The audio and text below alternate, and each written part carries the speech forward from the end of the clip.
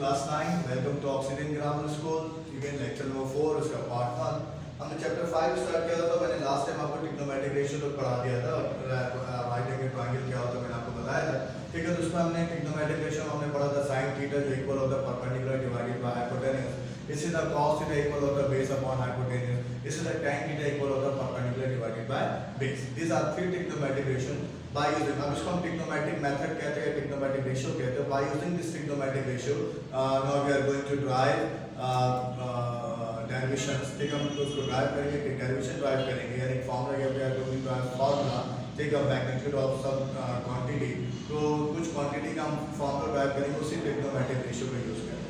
अब जो next topic हमारा वो क्या है, resolution of a vector, vector को रिजॉल्व करना।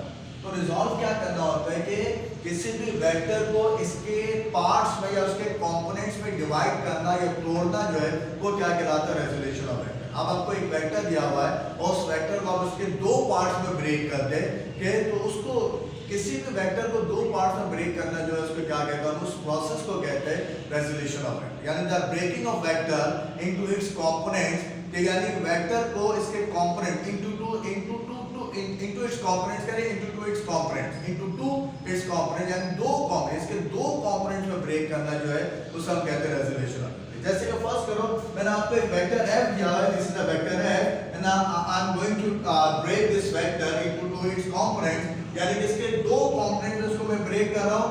एक कंपोनेंट मैंने इसको ब्रेक करके बनाया x एक्सिस को, देखो ये हॉरिजॉन्टल लाइन जो देख रहे हो, इस हॉरिजॉन्टल लाइन को x एक्सिस कहते हैं, और ये जो वर्टिकल लाइन देख रहे हो इसे क्या कहते हैं, y एक्सिस कहते हैं। ये ग्राफ में हम ड्रॉ करते हैं। तो मैंने ये वेक्टर बनाया, ये वेक्टर f है। अब इसको इसके मैं दो पार्ट्स में, दो हिस्सों में तोड़ दूं। एक हिस्सा तोड़ के कहां बना रहा हूं मैं, x एक्सिस के ऊपर, और एक हिस्सा कहां फॉर्म कर रहा हूं, y एक्सिस के ऊपर। तो मैंने क्या किया, इसके दो पार्ट मैंने बना दिए, एक पार्ट मैंने x एक्सिस पे बनाया और एक पार्ट मैंने इसके y एक्सिस पे बनाया। तो ये जो मैंने इस वेक्टर f को इसके दो कंपोनेंट्स में जो मैंने ब्रेक किया है या स्प्लिट किया है, इसी ब्रेकिंग को या इसी स्प्लिटिंग को हम क्या कहते हैं, रेजोल्यूशन ऑफ वेक्टर। तो यानी किसी भी वेक्टर को इसके पार्ट्स में तोड़ना, इसके पार्ट्स पे ब्रेक करना क्या कहलाता है, रेजोल्यूशन ऑफ वेक्टर। तो डेफिनेशन आप क्या लिखोगे, the splitting of vector into its components, कि वेक्टर को इसके कंपोनेंट्स में ब्रेक करने का अमल जो है इसे हम क्या कहते हैं, रेजोल्यूशन ऑफ वेक्टर कहते हैं। तो जब मैंने इसके वेक्टर को तोड़ा तो मुझे दो कंपोनेंट मिले। एक कंपोनेंट मुझे x एक्सिस के ऊपर मिला, जिसे मैंने क्या नाम दिया, fx, क्योंकि ये वेक्टर f का ही पार्ट है, जिसे मैंने f लिखा। लेकिन ये पार्ट ड्रॉ कहां हो रहा है, ये पार्ट बन कहां रहा है, x एक्सिस के ऊपर, तो इसे मैंने इसको क्या कहा, x, जो वेक्टर fx का।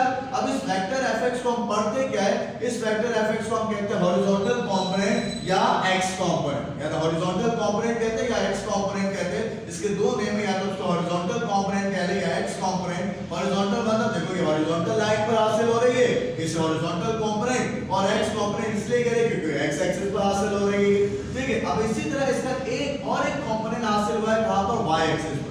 तो ये y एक्सिस पर हासिल हुआ, तो ये वेक्टर f का ही पार्ट है, इसे मैंने इसको f कहा, लेकिन यहाँ पर ये पार्ट y यानी y एक्सिस पर, इसको क्या कहूंगा, वेक्टर fy। अब इस वेक्टर fy को रीड क्या करते हैं, वर्टिकल कंपोनेंट या y कंपोनेंट, वर्टिकल कंपोनेंट या y कंपोनेंट कहते हैं। तो अब हम नेक्स्ट पार्ट में इसको मुलाकात करेंगे। ओके, अस्सलाम वालेकुम।